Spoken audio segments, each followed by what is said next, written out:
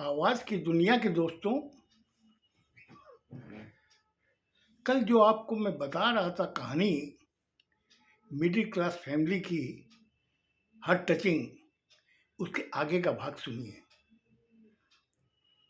सावित्री और सावित्री की बड़ी बहन हॉल में बैठे हुए थे कि अचानक राकेश अग्रवाल हॉल में आया। गेट से घुसते ही हॉल में जब पहुंचा, सावित्री ने जब उसको देखा, देखते वो एकदम भुचक्की हो गई। इधर उसकी बहन ने जब देखा, वो भी बड़ी आश्चर्यचकित हो गई। तब तक सावित्री अग्रवाल उठी, उठ के उसने उसका हाथ पकड़ उसको गेट के बाहर निकाल के गेट बंद कर लिया।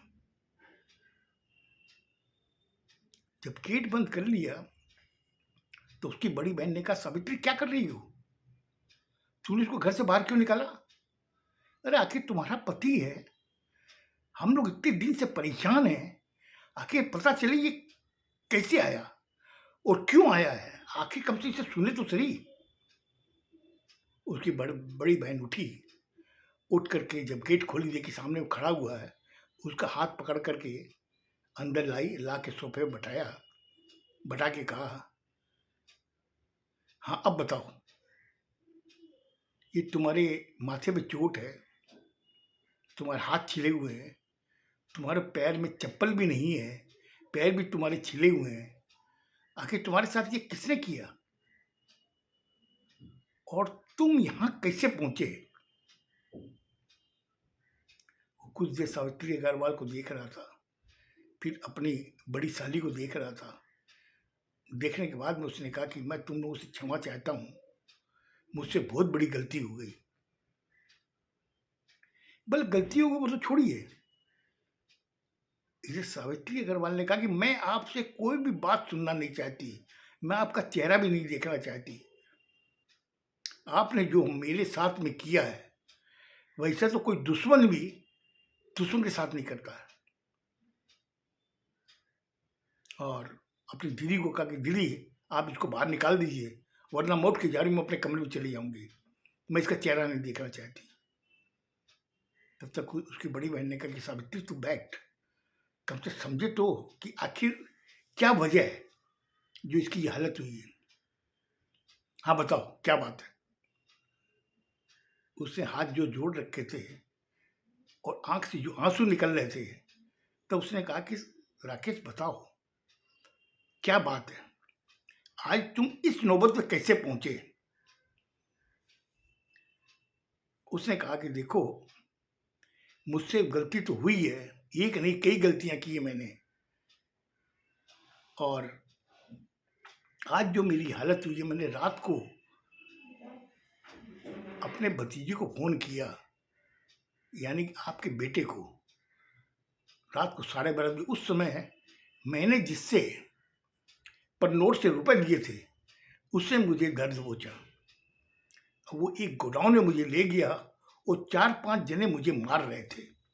तो मैंने इससे अचानक मैंने फोन किया, तो आपके बेटे ने कहा कि आप एक काम करो, 101 में फोन कीजिए और पुलिस आपकी हेल्प करेगी, आप जहां भी हो लोकेशन भेज दीजिए। उसने फोन काट दिया। मैं काफी देर तक मार खाता रहा, खाते खाते कम मैं बेहोश हुआ, मुझे मालूम नहीं है। जब मैं सुबह उठा, होश आया, देखा वहां कोई नहीं था। मैंने वही मौका पाया और मैं कैसे भी करके वहां से निकल लिया। निकल करके मैं बाहर आया, आके सबसे ज्यादा शरण मुझे आपके घर की लगी, जो मैं सीधा यहाँ पे आ गया। बोले कि उसने दबोचा कैसे आपको, उसकी क्या दुश्मनी आपसे? बोले दुश्मनी कुछ नहीं है, मैंने उनसे कुछ रुपए लिए थे। कुछ रुपए लिए थे? कितने दिए थे आपने?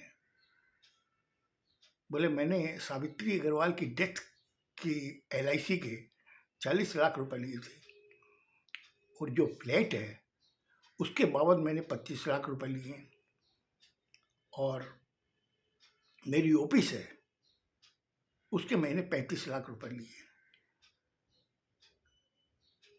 तो टोटल आपने 1 करोड़ रुपए लिए। बोला हाँ मैंने 1 करोड़ लिए। तो 1 करोड़ जब तुमने दिए तो उस रुपए का किया क्या? बोले आप कुछ भी समझ लो, इस 1 करोड़ को 3 करोड़ बनाने के चक्कर में मैंने एक जगह लगा दिए रुपए। बाद में मुझे पता चला वो कंपनी फ्रॉड है और उस कंपनी ने वो रुपए लेकर के गायब हो गई। मैं काफी दिन से खोज रहा था उस कंपनी को, मुझे कहीं नहीं मिली। फिर बाद में मैं परेशान हो गया और मैं सोच रहा था कहीं से भी मुझे कुछ और रुपए मिले तो मैं इस देनदार को कुछ दे सकूं, लेकिन जब नहीं दे पाया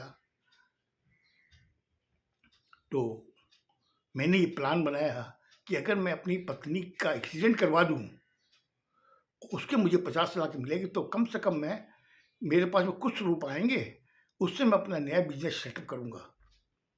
लेकिन इन द मीन टाइम इस आदमी ने मुझे पकड़ लिया और पकड़ करके इसने कहा कि वो रुपए मुझे चाहिए। मैं उसको अपनी दलील दे रहा था कि देखो वो रुपए मेरे पास नहीं है, मैंने किसी कंपनी में इन्वेस्ट किए थे, लेकिन वो कंपनी फ्रॉड थी इसलिए वो रुपए डूब गए। लेकिन ये शख्स मानने के लिए तैयार नहीं था और मैंने इससे कहा कि देखो तुम मुझे मारोगे तो तेरे रुपए तो वैसे भी नहीं है मेरे पास में, वो मारोगे तब भी रुपए नहीं निकलेंगे। लेकिन वो सुनने के लिए तैयार नहीं था। वो था उसके साथ में 3 आदमी और थे, उन्होंने बेहताशा मुझे मारा। अब मैं आपके पास आ गया हूँ, अब आप मुझे जो भी सजा दो मैं मानने के तैयार हूँ। लेकिन जब मैं अंदर घुसा, मैंने सावित्री को जब देखा, मैं भी अवाक हो गया कि मैंने जो प्लान बनाया था सावित्री को मारने का, लेकिन सावित्री तो सामने बैठी है। मेरे समझ में नहीं आया कि आखिर ईश्वर ने मुझे क्या दिखाना चाहता था। और अब मैं ईश्वर को नमस्कार करता हूँ, उसने मुझे बहुत अच्छी शिक्षा दी है कि होता वही है जो ईश्वर चाहता है। इंसान के चाहने से कुछ नहीं होता है, क्योंकि ईश्वर के बनाए हुए ये बंदे हैं। अगर बंदे के हिसाब से सारा काम हो जाए तो ईश्वर को कौन मानेगा। तब तक उनके साधु साहब अंदर घुसे। उन्होंने जब राकेश अग्रवाल को देखा, वो बेटा एकदम बदहासी में, तो वो बगल में बैठे, बोले कि राकेश क्या हुआ? सावित्री ने कहा कि ये जी क्या पूछते हो इनसे, ये शैतान अब भी एक नई कहानी बना रहा है। बोला आखिर बात क्या है बताओ। तब सावित्री की बड़ी बहन जो बैठी, उसने अपने पति को सारी घटना बताई। बताने के बाद में उससे कहा कि अब बोलिए कि ये आदमी सही बोल रहा है। कुछ देर वो चुप रहने के बाद उसने कहा देख सावित्री, मैंने तुम्हें अपनी छोटी बहन समझा है और मैं तुम्हें बता रहा हूँ कि ये राकेश जो बोल रहा है एकदम सही बोल रहा है। क्योंकि उस कंपनी ने कम से कम 25 करोड़ रुपए बाजार से उठाए हैं, वो फरार हो गया है। ये मेरी नॉलेज में है। और ये जो बता रहा है कि उसमें लगाया था, इसका मतलब कि इसने रुपए वहां लगाए थे। लेकिन हम लोग जो हैं एक मिडिल मैन हैं, मिडिल क्लास के लोग हैं। हम लोग ख्वाब तो लंबा देखते हैं मगर हमारी वो हैसियत नहीं है। और ये राकेश की सबसे बड़ी बदकिस्मत थी, इसने क्या किया कि इसके पास कुछ नहीं है, लेकिन इसने अपना सब कुछ बेच दिया और लास्ट में अपनी पत्नी को भी मारने की चेष्टा इसने की। आखिर ईश्वर क्या चाहता था? उसने इसको एक सबक दिया और बाकी जो भी है वो तुम्हारे सामने ही है। तुम बोलो तो मैं पुलिस को बुला के इसको हैंड ओवर करवा दूं, और तुम बोलो तो उस शुभ चिंतक को भी बुला दूं, क्योंकि वो शुभ चिंतक मेरी ऑफिस में आया था। उसने कहा कि आपके साधु साहब वहां से भाग गए। हमने उसको अच्छी खासी खर्चा पानी तो दिया है, लेकिन फिर भी वहां से भाग गया। मुझे मालूम है वो आपके घर गया है। अब सावित्री और तुम्हें दोनों से कह रहा हूं, बोलो क्या करना चाहिए। तुम कहो तो पुलिस को बुलाऊं, तुम कहो तो उस चिकित्सक को बुलाऊं। कुछ देर वो सोचते रही, सोचने के बाद में, नहीं, ये मामला घर का है, घर में से हटा लीजिए और उस शुभचिंतक को बुला के हम लोग बात करते हैं। शुभचिंतक शाम को बुलाया गया, वो आया। उसने कहा मुझे मालूम था तुम यहीं पे हो, इसीलिए मैं इनकी बैंक में गया था। तो बोले अब क्या बोलना चाहते हो। बोले देखो मुझे मेरे रुपए चाहिए, मैंने 1 करोड़ तुम्हें दिए, मैंने भी कहीं से उठा के दिए तुम्हें, रुपए मुझे चाहिए। बोले देखो बात ऐसी है कि ये जो ऑफिस है इसकी वैसे वैल्यू है 50 लाख रुपए, और दूसरी मेरा जो घर है उसकी भी वैल्यू आज की डेट में अगर निकालो तो 50 लाख होती है। तो कम से कम 1 करोड़ जो आपने दिए वो 1 करोड़ आप इसको बेच कर ले सकते हो। बोले फिर मेरा ब्याज का क्या होगा। बोले देखिए आपका मूल मिल रहा है, अब ब्याज को आप भूल जाइए, इसको यही खत्म कर दीजिए। अगर इसमें किसी पुलिस को इन्वॉल्व किया तो पुलिस तो अपना खर्चा पानी लेगी और ये रुपया आपको इतनी जल्दी मिलेगा भी नहीं। अभी आपको स्टाम्प पेपर में लिख के दे देता, इसका पूरा सेल नामा आपके नाम में कर देगा, आप इसको सेल आउट कर सकते हो। आपके 1 करोड़ मिल गए आपको। सुचित का भी ये सोचने लगा इतनी देर में, उसने कहा ठीक है स्टाम्प पेपर मंगाइए। बड़ा वाला लड़के को बुलाया गया, स्टाम्प पेपर मंगाया गया, लोगों से बैठ के लिखवाया गया।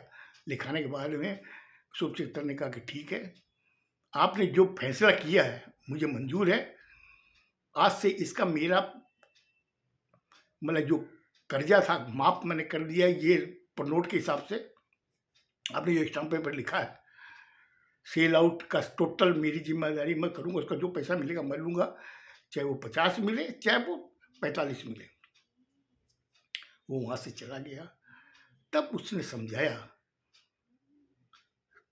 राकेश अग्रवाल को, देख हम लोग मिडिल क्लास फैमिली हैं, हम लोग की वो हिम्मत नहीं, हम लोग को सुबह कमाना शाम को खाना है, और तुम इतने लंबे ख्वाब देख लिए, उसका नतीजा देखा तुमने।